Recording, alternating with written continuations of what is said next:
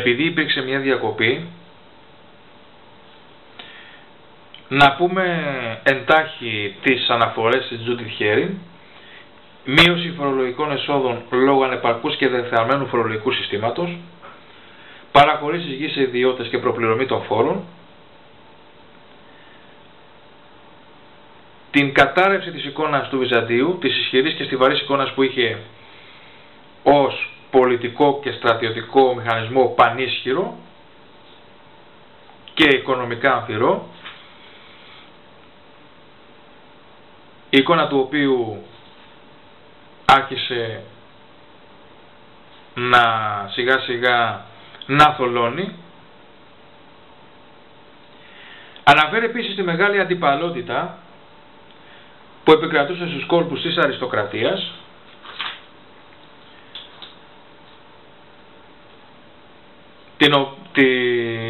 το επιχείρημα το οποίο το άντλησε από τις επισημάνσεις του Μιχαήλ Ψελού στην χρονογραφία του, όπως έχουμε ήδη αναφερθεί.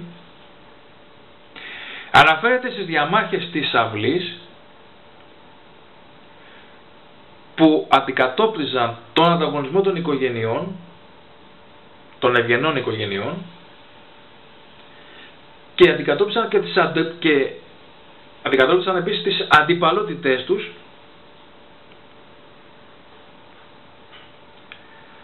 οι οποίες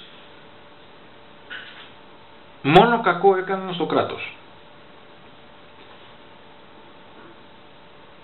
Αναφέρει όμως και την ανάδυση της αστικής τάξης των εμπόρων και γενικότερα την εμφάνιση ενός καινούριου τύπου αστικού πλήθους στην Κωνσταντινούπολη, οι οποίοι χωρίς να έχουν ευγενική καταγωγή συνέβαλαν στην ευημερία της πρωτεύουσας. Ειδικά εκείνη την περίοδο η Σύγκλητος είχε εμπλουτιστεί με πολλά άτομα, τα οποία όσοι είχαν τη δυνατότητα να πληρώσουν γίνονταν και μέρη της Συγκλήτου. Κάνει και μια μικρή αναφορά, η Judith Herin κάνει και μια μικρή αναφορά στο θέμα με το οποίο θα συνεχίσουμε, το οποίο δεν είναι παρά τη γέννηση του νέου ελληνισμού, και αναφέρει χαρακτηριστικά ότι αρχίζουν να αναπτύσσονται λογοτεχνικά είδη που γράφονται στην καθομιλουμένη ελληνική, βέβαια, έτσι. Και αυτό είναι μια μεγάλη καινοτομία του 11ου αιώνα. Πρόκειται για τη λεγόμενη και δημόδια ελληνική, η οποία περνάει από τα σπίτια των λαϊκών ανθρώπων στην λογοτεχνική παραγωγή.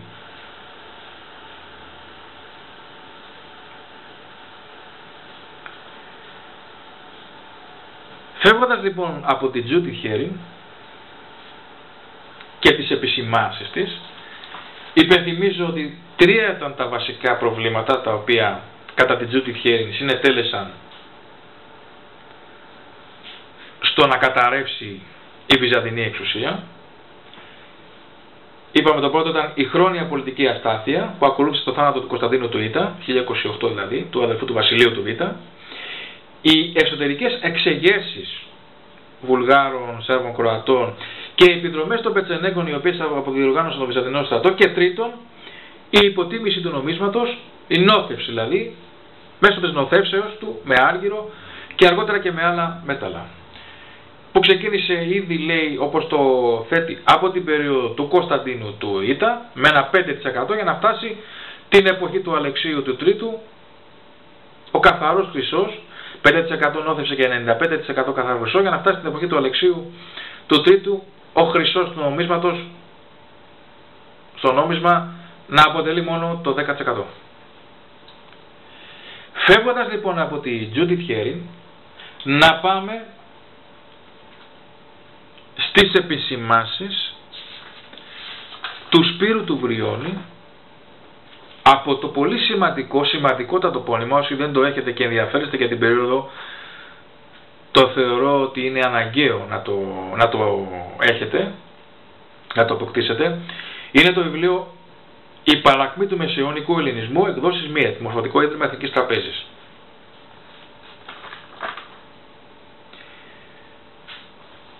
Τι μας λέει λοιπόν ο Σπύρος ο Βριώνης? Ότι το μέρος της ευθύνης για την ήττα στο Μάτζικερτ την έχει ο αμήλικτος πόλεμος μεταξύ των γραφειοτικών και των γραφειοκρατών και των στρατιωτικών. Το αναφέραμε. Οι οποίοι για η κάθε μία παράταξη από την πλευρά της ήθελε να κατακτήσει την ανώτατη πολιτική εξουσία και να εξουσιάζει βέβαια το κράτος. Ο πόλεμος αυτός ήταν στενά συνδεδεμένος με την βαθμιαία επέκταση της δύναμης των μεγάλων γεωκτημόνων, οι οποίοι προσπαθούσαν να απορροφήσουν τους ελεύθερους καλλιεργητές και τους ελεύθερους αγροτικούς πλήρους. Αυτά τα χρόνια της λεγόμενης 50ετίας της παρακμής χοντρικά, από το 1025 όπως σας έχω πει μέχρι το 1081, είναι η περίοδος όπου θα ανατραπούν όλοι οι νόμοι των προηγούμενων αυτοκρατόρων, του Ρωμανού Λεκαπινού, του Κωνσταντίνου, του Πορφυριογεννήτου, του Βασιλείου του Δευτέρου, όλοι οι νόμοι που προστάτευαν τους μικροϊδιοκτήτες γης έναντι των δυνατών. Θα ανατραπούν πλήρως. Αυτό θα έχει να χάσουν τη γη τους, θα γίνουν πάρικοι και δουλοπάρικοι στα κτήματα των δυνατών. Από τότε ξεκινάει ο φεουδαλισμός της Βυζαντινής επαρχίας, στη Βυζαντινή επαρχία. Αυτό είπαμε έχει ως συνέπεια την κατάρρευση του στρατιωτικού συστήματος των θεμάτων, την κατάρρευση των θεμάτων και την απώλεια της Μικράς Ασίας, όπως αναφέραμε και στις προηγούμενες εκπομπές. Άρα λοιπόν, ο Σπύρος ο Βριώνης λέει ότι η κατάρρευση των Βυζαντινών το 1071 στο Μάτζικερτ ήταν αποτέλεσμα των μακροχρονίων αυτών αρνητικών εξελίξεων και όχι εξαιτίας απλώς της στρατιωτικής ήττας. Δεν ήταν μία απλή στρατιωτική ήττα, ήταν η κατάρρευση, αντικατόπτρισε δηλαδή, καθρεφτίστηκε η κατάρρευση του Βυζαντινού κράτους στο Μάτζικερτ. Αυτό καθρεφτίστηκε. Όλη η κακοδιαχείριση των προηγουμένων ετών φάνηκε ο αντίκτυπός της στο Μάτζικερτ. Τώρα, ο Σπύρος Βριώνης θέτει κάποιους παράγοντες που οδήγησαν στην κατάρρευση. Ποιοι είναι αυτοί? Η ενοικίαση του δικαιώματος της φοροσυλλογής και η επέκτασή της συν τον χρόνο, δηλαδή αυτό που είπαμε, η προπληρωμή των φόρων που έχουμε αναφέρει, η πώληση των αξιωμάτων, πολλές φορές άτομα τα οποία είχαν χρήματα να αγοράσουν όμως δεν είχαν τις ικανότητες, η υποτίμηση του νομίσματος όπως ανέφερε και η Τζούντιθ Χέρι, η οποία έγινε με την όθευσή του με ευτελή μέταλλα, η απονομή της εξουσίας και της προνοίας. Είχαμε αναφερθεί στην προηγούμενη εκπομπή για την πρόνοια και την εξουσία, θεσμοί οι οποίοι άρχισαν να δημιουργούνται τον 11ο αιώνα και είχαν ως αποτέλεσμα χοντρικά την χρήση γης, παραχώρηση χρήσης γης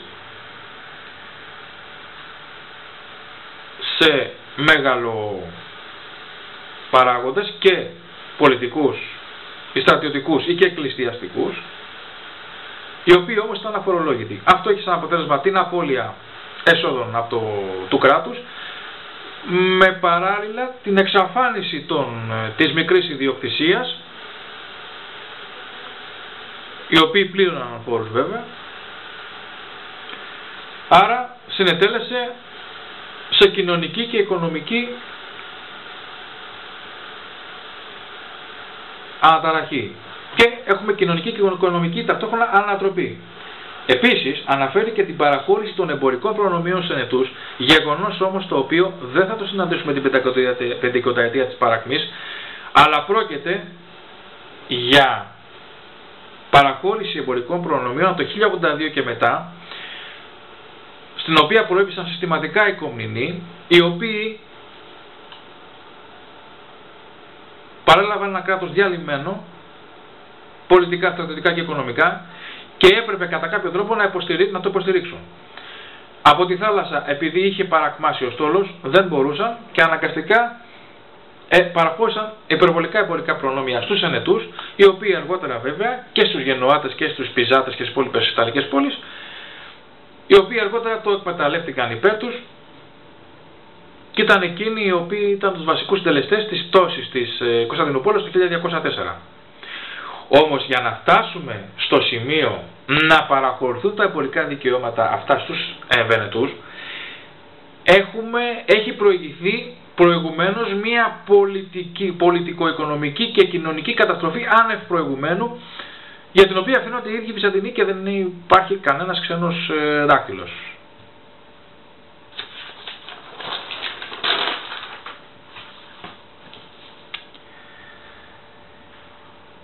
Επίσης ο Σπύρος Διόνης εκθέτει το ζήτημα των εκτεταμένων συνόρων και της ανομοιογένειας των πληθυσμών, με αποτέλεσμα να δημιουργηθούν εθνικά και θρησκευτικά προβλήματα.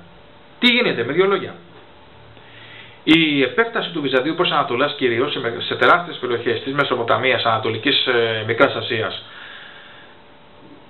Νοτιού Καυκάσου, Ιβηρίας, είχε ως αποτέλεσμα την ενσωμάτωση πληθυσμών και μουσουλμανικών φυσικά, αλλά και πληθυσμών χριστιανών, οι οποίοι όμως δεν ήταν χριστιανοί με το δόγμα της Χαλκιδόνος, το λεγόμενο και ορθόδοξο δόγμα. Ήταν κυρίως κόπτες, όπως οι Σύριοι και οι Αρμένοι. Αυτό έχει ως αποτέλεσμα μεγάλες αντιπαλότητες μεταξύ των Συρίων, των Αρμενίων και των Βυζαντινών, δογματικές, οι οποίες όμως υπέκρυπταν εθνικές διαφορές, εθνικές αντιπαλότητες. Όπως παλιότερα οι Σύριοι, οι Παλαιστίνοι, οι Συροπαλαιστίνοι και η Αίγυπτος, μέσω του μονοφυσιτισμού έβρισκαν ευκαιρία να φέρουν στην επιφάνεια τις διαφορές τους με την κεντρική εξουσία της Κωνσταντινούπολης. Αυτό το πράγμα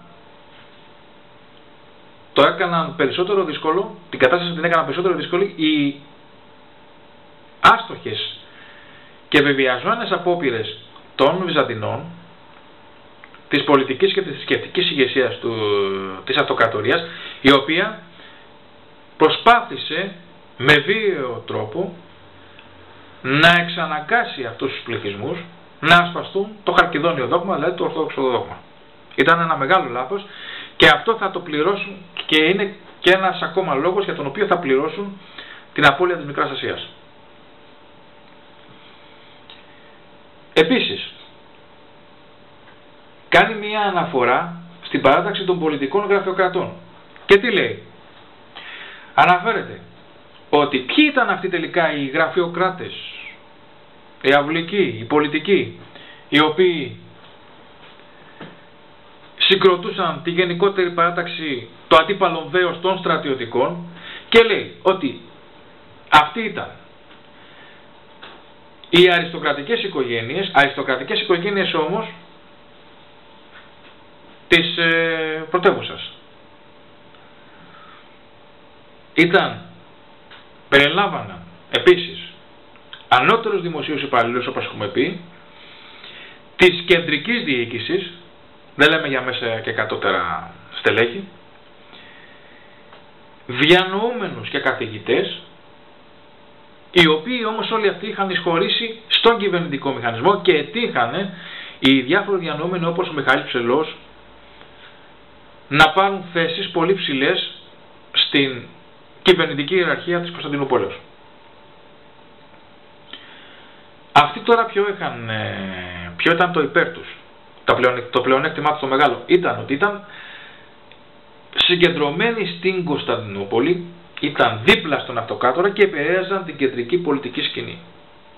Επίσης, ήλεγχαν τον στόλο και τα στρατεύματα κοντά στην πρωτεύουσα. Πολύ σημαντικό. Τα στρατεύματα της πρωτεύουσης και τον στόλο, τον κεντρικό στόλο.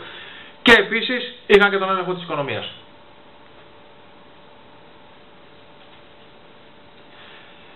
Το αποτέλεσμα ήταν όλοι αυτοί που θα έχουν τον έλεγχο του παλατιού να ανεβοκατεβάζουν δικούς τους αυτοκράτορες, η Φιλονικία επίσης παράλληλα με τους στρατιωτικούς, κυρίως και τους γεωκτήμονες της Μικράς Ασίας,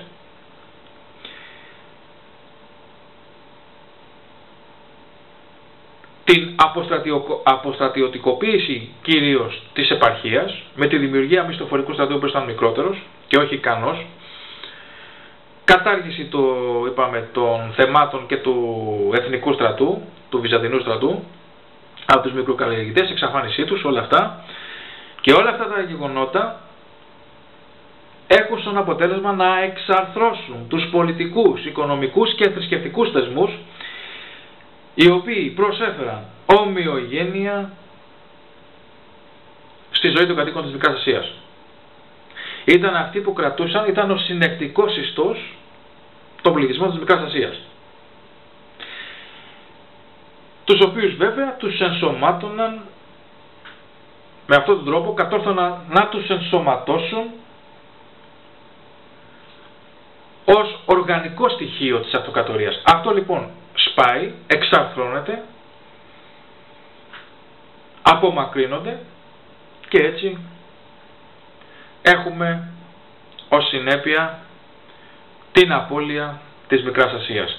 Και δεν θα πάψω να το λέω και να το επαναλαμβάνω, διότι η απώλεια της Μικράς Ασίας έφερε αργότερα και την απώλεια της ίδιας αυτοκρατορίας.